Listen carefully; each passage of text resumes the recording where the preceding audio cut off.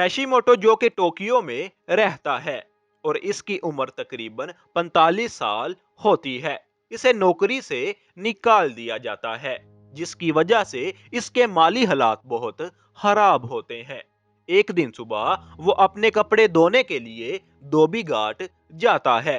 कपड़े मशीन में डालने के लिए मशीन खोलता है और साथ ही सोचता है कि काश उसे एक बियर का कैन मिल जाता तो कितना ही अच्छा होता।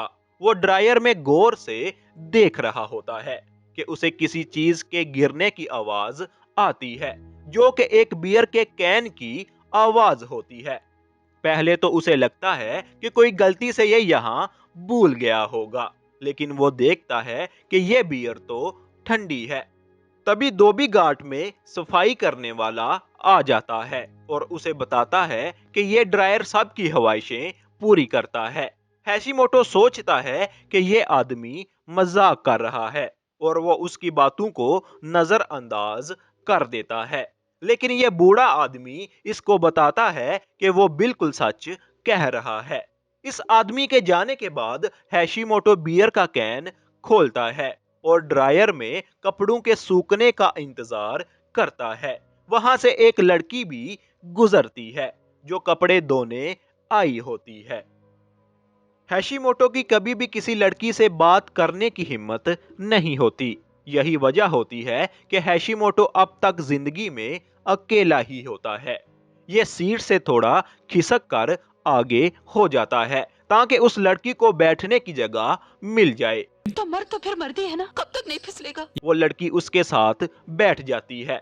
इस लड़की ने हैशिमोटो को धोबीघाट में बहुत बार देखा होता है, जिसकी वजह से ये हैशिमोटो को पसंद करने लगती है, जबकि हैशिमोटो इन सब बातों से बेखबर होता है। वो उस खाली कैन को डस्टबिन में डालने के लिए जाता है, लेकिन वो नीचे गिर जाता है। जब वो उस कैन को उठाने जाता है, तब वो लड़की रोने लग जाती है। हैशिमोटो उससे रोने की वजह पूछता है, जिस पर वो बताती है कि उसने 40 कंपनियों में इंटरव्यू दिया था, लेकिन वो कहीं भी सिलेक्ट नहीं हुई। लड़की को अच्छा फील करवाने के लिए हैशिमोटो भी अपना बताता है कि वो भी नौकरी गवा चुका है ये सब दोगलापन। और उस लड़की को हौसला देता है कि वो बहुत से इंटरव्यूज दे चुकी है, यानी कि वो बहुत महारत रखती है।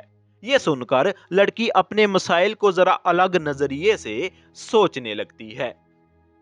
ये लड़की हैशिमोटो का शुक्रिया अदा करती है, क्योंकि उसकी बातों से इस लड़की को बहुत अच्छा महसूस होता है। इसके बाद हैशिमोटो ड्रायर से अपने कपड़े निकालने जाता है और घर के लिए निकल जाता है। जाते जाते वो लड़की उसे अपना नाम कोंडो बताती है। फिर रात में हैशिमोटो को उसकी माँ का फोन आता है और वो बताती है कि उसका बाप हॉस्पिटल में है और उनको 1882 रुपए चाहिए। ये सुनकर हैशिमोटो पर जिम्मेदारी आ जाती है, क्योंकि ना तो इसके पास कोई नौकरी होती है और ना ही बचत। फिर भी ये अपनी माँ से वादा करता है कि वो पैसे भेज देगा और जल्दी आने की कोशिश करेगा। अगली सुबह वो फिर से धोबी घाट में जाता है। उसे इस बात का शक तो होता है कि उस बूढ़े आदमी ने उससे मजाक किया था, लेकिन वो फिर भी आजमाता है और ड्रायर के पास खड़े होकर उससे पैसे मांगता है। कुछ देर इंतजार करने के बाद जब वहां कुछ नहीं आता तो वो खुद को कोसता है कि ये कितनी फजूल हरकत थी। जब वो बाहर जाने लगता है, तभी एक पैसों का बंडल गिरता है। हैशिमोटो बिल्कुल हैरान रह जाता है। वो पैसों को उठाकर गिनने लगता है, जिस पर उसे पता चलता है कि ये उतने ही पैसे हैं जितने इसने मांगे थे। जब वो पैसे लेकर निकल रहा होता है तो उसकी नजर उस बियर के कैन पर पड़ जाती है, जो कि गायब हो जाता है। वो बूढ़ा आदमी उसे बताता है कि इस ड्रायर से जो भी चीज उसे मिलेगी वो एक दिन बाद गायब हो जाएगी, जिसकी वजह से अब हैशिमोटो को खबरदार रहना पड़ेगा। हैशिमोटो इस आदमी की बात सुनकर शुक्रिया अदा करके वहां से भाग निकलता है। बाहर निकलते ही उसे कोंडो टकरा जाती है। कोंडो उसे बताती है कि उसे दूसरी बार इंटरव्यू के लिए बुलाया गया है, जो कि इसकी जिंदगी में पहली बार हो रहा है। हैशिमोटो कोंडू को मुबारकबाद देता है। तभी उसकी मां की कॉल आ जाती है और कोंडो को पता चल जाता है कि हैशिमोटो का बाप बीमार है। वो सारी बातें सुन लेती है। ये दोनों काफी देर तक फिर एक दूसरे से बातचीत करते हैं और फिर हैशिमोटो पैसे लेकर फौरन से जमा करवाने चला जाता है ताकि वो गायब ना हो जाए। वो एक बार फिर से उस ड्रायर के पास जाता है। उसे लगता है कि अब उसकी सारी मुश्किलें दूर हो जाएंगी। इस बार वो ड्रायर से सूट मांगता है, जो कि वो पहनकर अपने जॉब इंटरव्यू में जाता है। उसी दिन वो बहुत सी कंपनियों में इंटरव्यू देने जाता है और फिर घर पर उसे लेटर्स मिलते हैं कि वो किसी भी कंपनी में चुना नहीं गया और वो सूट भी उसके सामने से गायब हो जाता है। अब हारने के बाद वो सोचता है कि उसके पास तो पैसे की कमी है ही नहीं, उसके पास तो अब पैसे का जरिया आ गया है, तो क्यों ना उसी को अपनाया जाए और सुकून से जिंदगी गुजारी जाए। अब दूसरी सुबह वो फिर से उस ड्रायर के पास पहुंच जाता है। अपने आसपास देखने के बाद कि कोई उसे देख तो नहीं रहा, वो ड्रायर से एक खूबसूरत लड़की जो कि मॉडल की तरह हो उसकी ख्वाहिश करता है, जिसको देखकर सभी को जलन हो। उस ड्रायर में से एक लड़की बाहर आ जाती है।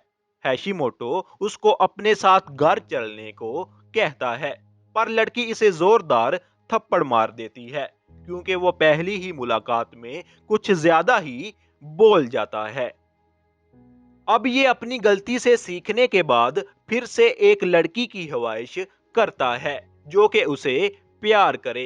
ये कहते ही ड्रायर से एक खूबसूरत लड़की बाहर आती है और ये खुशी खुशी उसके साथ घूमने पर भी राजी हो जाती है। ये देखकर हैशिमोटो की खुशी का ठिकाना नहीं रहता। वो इस लड़की को ड्रायर से निकले पैसों से शॉपिंग करवाने जाता है और ढेर सारी चीजें लेकर देता है जो वो चाहती है। जो भी इंसान इस ड्रायर से आता है उसे बिल्कुल भी नहीं पता होता कि वो कहां से आए हैं। वो खुद को एक नॉर्मल इंसान की तरह ही समझते हैं। अब दिन के आखिरी वक्त में वो उस लड़की के करीब आने की कोशिश करता है। वो सोचता है कि वो पूरी रात इस लड़की से बातें करता रहेगा। हैशिमोटो के हाथ की हथेली देखकर वो लड़की कहती है कि उसकी जिंदगी बहुत छोटी है। ये सुनकर हैशिमोटो उसकी बात को अनसुना कर देता है। ये बड़ी हिम्मत करके उसके साथ चुम्मा चटी करने की कोशिश करता है, लेकिन इससे पहले कि ये कुछ कर पाता वो लड़की गायब हो जाती है और अब सिर्फ इसके कपड़े और ज्वेलरी ही वहां रह जाती है जो कि इसने उसे खरीद कर दिए होते हैं। हैशिमोटो को इस लड़की से प्यार होने लगता है, लेकिन वो इसके जाने पर दुखी नहीं होता क्योंकि इसके पास तो अब बहुत सारी लड़कियां लाने का ऑप्शन होता है। हैशिमोटो अब खुश होता है और इस तरह वो रोज एक नई लड़की मांगता है और हर एक लड़की बिल्कुल अलग होती है। वो उसे घुमाता है, ड्रायर से निकले पैसों से उनके साथ अय्याशी करता है और खूब अपनी जिंदगी इंजॉय कर रहा होता है। एक दिन वो नई लड़की के साथ बैठा इंजॉय कर रहा होता है तो कोंडो उसे देख लेती है। कोंडो को बहुत जलन होती है और वो उनका पीछा ज्वेलरी की दुकान तक करती है। कोंडो ये देखकर बहुत हैरान हो जाती है कि हैशिमोटो ने उसे बहुत महंगी अंगूठी दी है और बहुत गुस्सा हो जाती है। साथ ही साथ उसे ये बात समझ नहीं आती कि वो इतने पैसे कमा कहां से रहा है, वो भी इतने कम दिनों में। कोंडो की मुलाकात एक दिन हैशिमोटो से उसी धोबी घाट में हो जाती है, जिस पर वो उससे पूछती है कि इतना पैसा कहां से आ रहा है, जिस पर हैशिमोटो बताता है कि उसकी एक लॉटरी लग गई है। अब कोंडो को ये बात भी पता चलती है कि हैशिमोटो उस लड़की के साथ रिलेशनशिप में है। जिसे उसने देखा था। ये सोचती है कि वो लड़की तो इसे बर्बाद कर देगी, वो पैसे के लिए इसे इस्तेमाल कर रही है। कोंडो की ये बातें सुनकर हैशिमोटो कुछ भी नहीं कहता और वहां से पैसे लेकर निकल जाता है।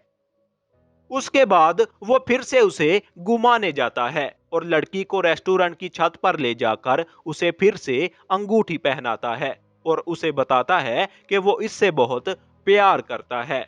और हमेशा की तरह वो लड़की भी अपना टाइम होते गायब हो जाती है और बस वहां वो अंगूठी रह जाती है।